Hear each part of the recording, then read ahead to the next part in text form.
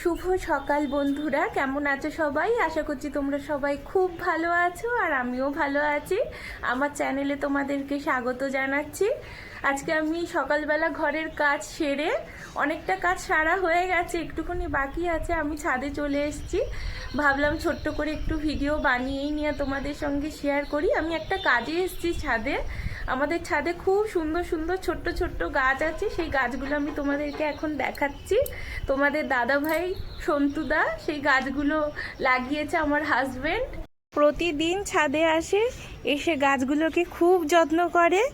প্রতিদিন আসে, আমি ভিডিও বানাই না, তা আজকে আমি এসেছি। কাজটা হলো গিয়ে এই অ্যালোভেরা নিতে এসেছি। আমি একটু স্কিন কেয়ার করব, আর অ্যালোভেরা স্কিনের জন্য আর পেটের জন্য খুবই ভালো। তাই ভাবলাম গাছ আছে, গাছ থেকে একটু পেড়ে নিয়ে যাই, ঘরে গিয়ে কাজে লাগাবো।